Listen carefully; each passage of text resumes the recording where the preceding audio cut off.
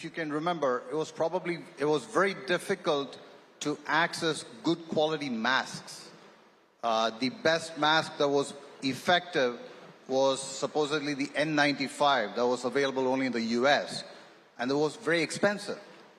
So our nanotechnology department worked together with the clinical department of the hospital to develop a mask that was significantly more effective than the N95 at a very, very reduced cost. So this is the hallmark of our research projects that we do at Amrita, where the net result is going to be beneficial for the society, but at very economical levels. Now, having said that, with respect to the doctors on an ongoing basis, we always have what is known as a CME, a continuing medical education conferences, where they participate in to keep abreast of what's happening in their fields, where international faculty are invited to share their experience and knowledge, and that's one way to do, they keep innovating in their field as well. As far as students are concerned, we give them a well-rounded education that is value-based so that they can become good clinicians. Now, what is value-based education? Just like Amma, my guru, Sri Mata Amritanandamayi Devi says, there are two educations in life. One is education for a living, and the other one is education for life. The first one is when you get a degree certificate, you get a job, that's your education for living.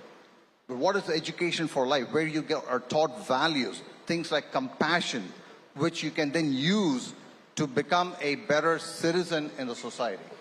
Right?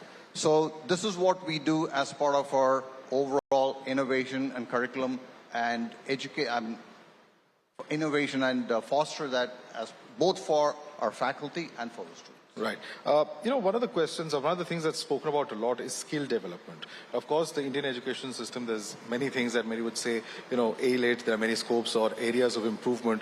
But, the skill development is one area where you look at how the requirements are there in a society, in a particular given economy, and then you train the students according to those requirements. How do you see this actually panning out or even picking up in coming years, and how far have we actually achieved in this particular department, would you say?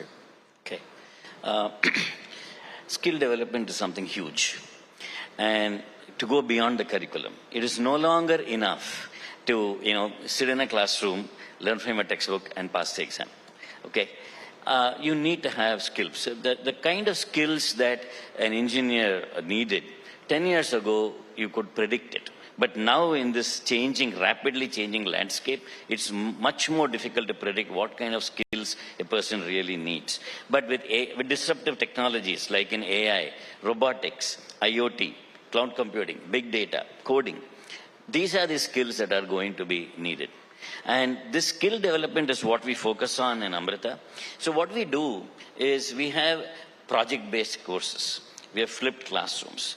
Classrooms where students tackle real-life problems. That helps in the skill development. For example, a mechanical engineering student who has AI skills will be hugely employable, because what he's going to be able to do is translate his expertise in a huge variety of tasks. So in this context, when you talk about skill development, there are two types. One is technical skills, the other is soft skills.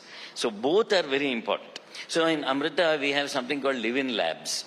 It is a humongously popular program which recently started with Amma's vision. We've adopted around 100 villages across the country. Our students actually, they take this as an elective. They go to the village and they identify what is the main problem in that village and come back and work on a cost-effective solution for that. So I've had students who have actually, there was a village in North Kerala which didn't have any electricity from time immemorial.